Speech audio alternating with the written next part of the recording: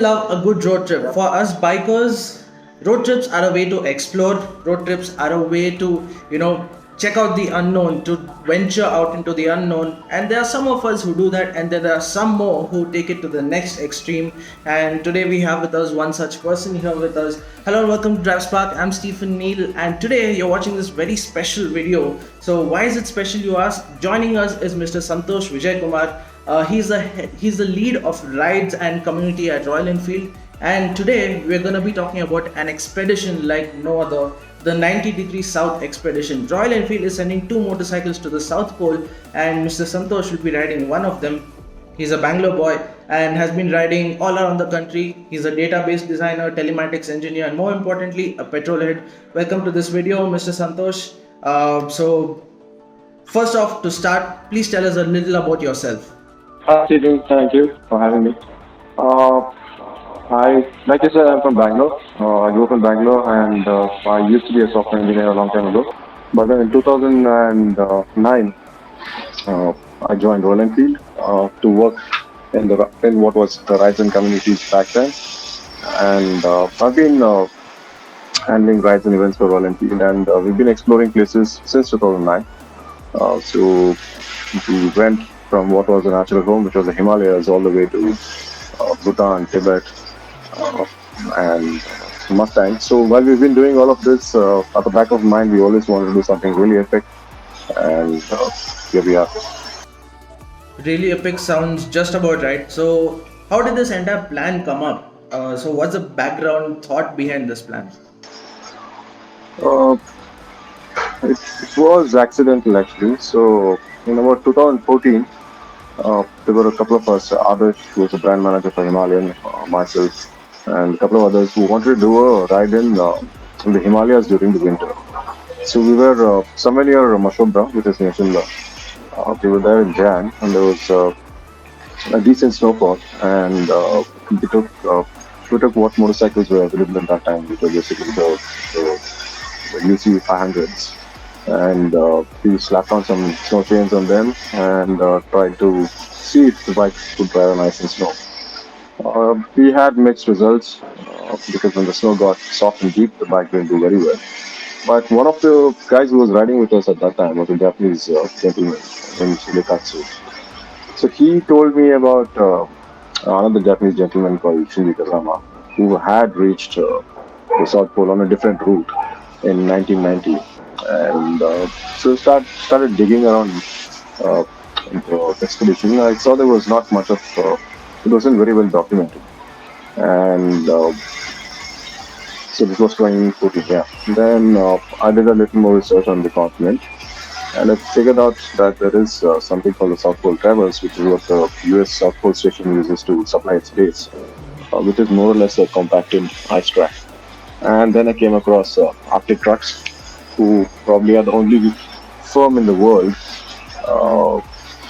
to know the place, to know the continent inside out. They've crossed the continent 140 times, so they're very, very well experienced in the terrain. And then we got started. Well, we started talking to them and wanted to find out the feasibility of riding a motorcycle. And they were very positive about what we could do.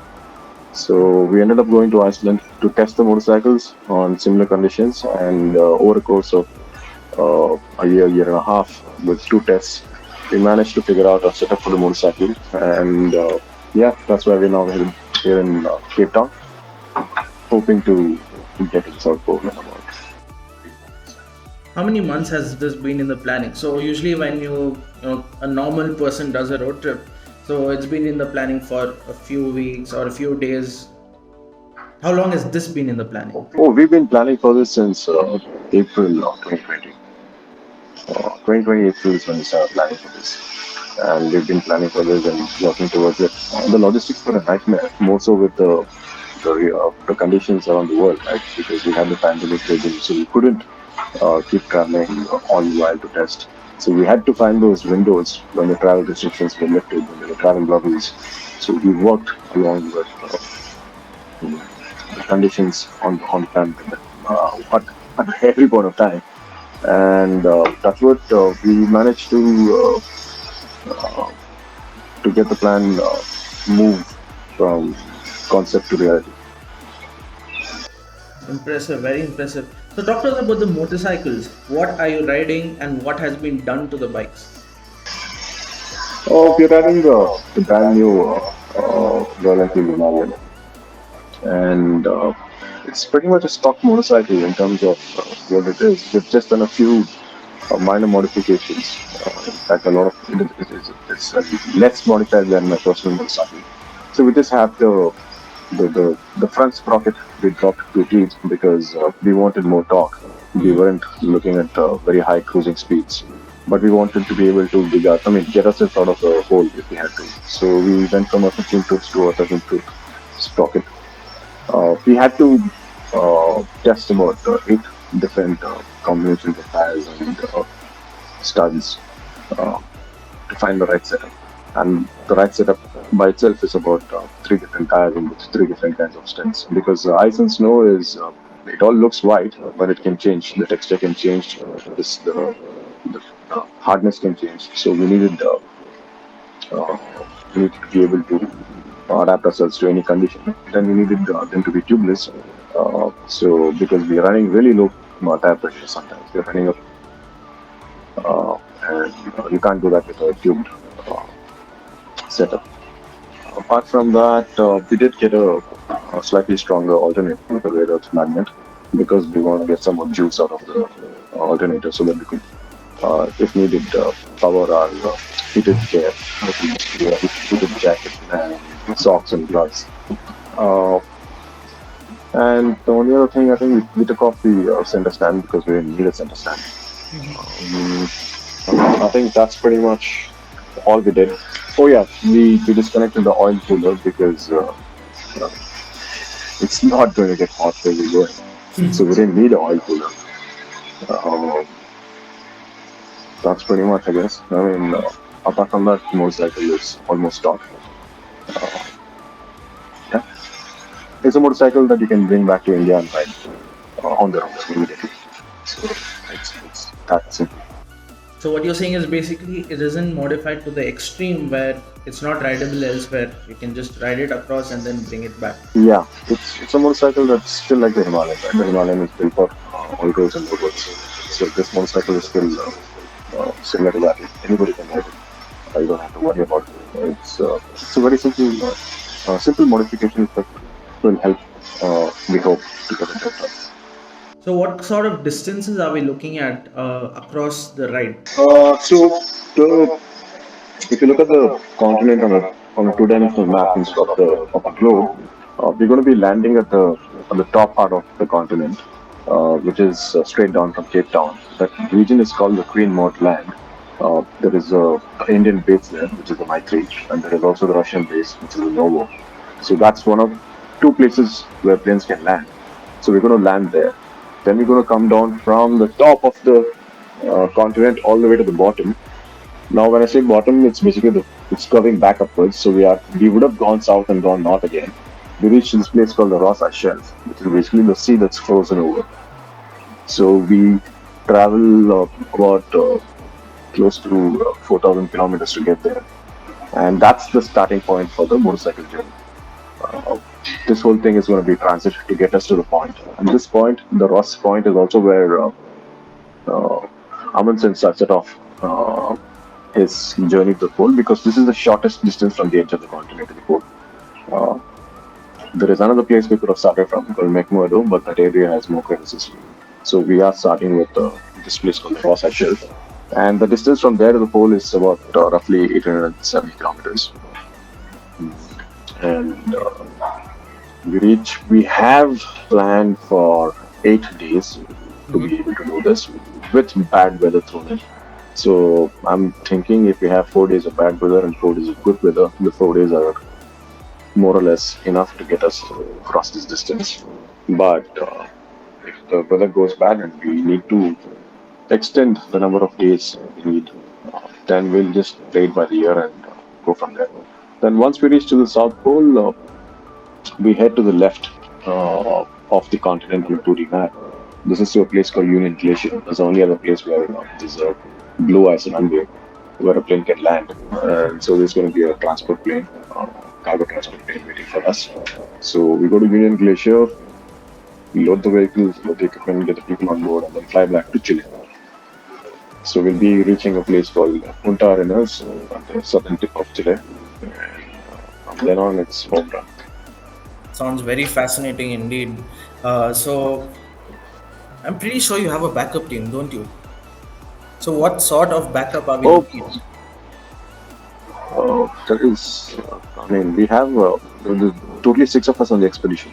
Okay, There's myself, there's Dean Coxon from UK, who's right. also going to be riding my side. Yes. Then we have George Marshall and Will Evans, who are the content crew.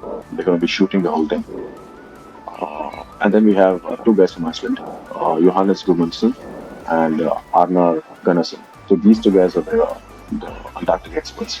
I mean, Johannes Yoi has spent 3 months by himself on the South Pole. Oh wow. Okay. He's crossed the continent maybe some 30 times. He also has an undocumented land speed record, not land speed, record from the coast to the pole, where he drove non-stop for I think 12 hours. Uh, so yeah, Yogi has a lot of experience about the place. It's not even though you are going to follow a GPS track that's in the past, the ice and the snow they actually move. So some places where you thought there wouldn't be a crevice, there wouldn't be a crevice. These guys are so good that they can just look at the terrain and figure out if there is any danger out there. And they are the ones who are going to get us uh, to the edge of the continent. They're going to be our backup vehicle because you can't sit on a motorcycle forever. So when you get really cold, you need to stop. You need to get some hot coffee. You need to be able to drink some water. So the idea, I mean, the way we're going to work is that one vehicle is going to be ahead of us, setting up heating water, having food and stuff ready. The other one is tagging along with us. So if we follow the track on a good clear day, we won't have much difficulties. But when the weather goes bad and the visibility goes bad, it just becomes white all over. There's no all you see is white. It's like a two-dimensional white wall in front of you.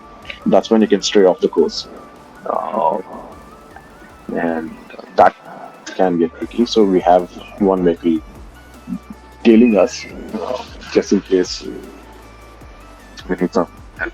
Nice. So So tell that's it. us So six of us. Yeah. on a personal note, what part of this ride excites you the most? I mean, the whole thing, just hearing that you're riding the South Pole is very exciting indeed. But what part excites you the most? Uh, Multiple things. I mean, I know what it feels to ride on ice and snow because of riding in Iceland. I'm looking forward to how long I'll be able to sit on a motorcycle when it's minus 40. Yeah, so that's I think going to be interesting to find out. But there are a lot more things that are really really interesting about the continent. This is the only continent that's ever been settled permanently by human beings.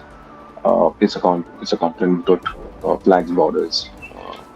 So it's very pristine. It's like I also like history. So if you look at the human migrations, it's probably exactly in the same place like maybe the Americas was 100,000 years ago. So we set off from Africa and human beings reached America. And that's what they might have seen. But it's a free open land. Yeah, but there's not going to be any life here. But I think that bit of it excites me a lot. The other one is I've been reading about the explorers, from the Royal Age for a long time. So knowing that I'll be standing on the same ground that have seen some of uh, the British explorers standing there, right? Amundsen, Shackleton, and Scott Clemson. I don't know. I think it's the echoes of the past will speak to me. And lastly, but not least, standing at the very bottom of the globe. I mean, one of the 2 points where the axis goes through when you know the world is spinning below your feet. I think that's something that I'm. Okay, finally, the last question I have for you is when is this ride starting? When will you all be back? What's the duration of the ride? And will India or people in India get to see these motorcycles once you all are back? Okay, so the ride begins. It's slated to. I mean, we are slated to reach Antarctica on the 26th. So we're still awaiting a clearance on the weather. So we are currently quarantining ourselves in Cape Town because of the pandemic there are rules that you need to test every day. So we're testing every day and making sure that we don't carry the virus into the continent. One. And so on 26th we set off to Antarctica. We return on the 3rd of Jan to Chile. The first 4 or 5 days, we are going to get used to the cold, get acclimatized. The bikes are there. We need to unpack them. We need to prep them. The trucks need to be prepped. The trucks are already there. So we spend the first 4 days, 4 5 days, getting the vehicles ready, packing all the luggage in the most efficient way possible, and then we set off. By the 14th of December, we expect to be at the Ross Ice Shelf, and hopefully by the 25th, first or the 22nd, we should have reached the South Pole uh, by the motorcycle. And then it takes us about 8 days to get to Union Glacier, and another couple of days to finish packing up everything. Basically, we're going to be carrying 40 days, uh, 40 days worth of human waste with us. We need to be able to pack all of it properly to be able to dispose. So there's a lot of. It doesn't end when we reach the pole. After that, we have 15 days of work because we're not leaving anything behind here. And that's not just because we want to, but that's the way it functions. We can't leave anything behind on the continent. So we need to carry it back. And on the 3rd of Jan, we'll be back in Chile, and hopefully the bikes will get shipped out of Antarctica roughly around the same time that we finished when we leave Antarctica. Yeah, so we're gonna get our bike shipped back, but then we first need to go to UK because the bikes were sent off our tech center in UK, and they need to go back there to finish the carnet duties, formalities, and then after that we'll definitely bring down one of the motorcycles. So these bikes were developed in the UK at the tech center. No, no. Yeah. So we bought it off the showroom in UK and took it to the tech center to do the mods we needed, and then shipped them off. These are registered motorcycles. Okay. Okay. These are duly registered motorcycles. Awesome. So, well, there we have it. So, Mr. Santhosh Vijay Kumar, he's heading off on his expedition to the South Pole. So, of course, as he's given us the insights on it, so it sounds really exciting. It is really exciting. Don't mistake us. However, there's a lot more going on behind the scenes. There's a lot more happening than we actually think. We just look at the video and say, "Oh wow, they've ridden to South Pole," but there's a lot more happening. And on that note, we wish the best of luck to Mr. Santhosh and everyone involved in this whole, South Pole expedition. And we're looking forward to having you back in India, and hope to see you soon. Yep. Thank you, Stephen. See Thank you.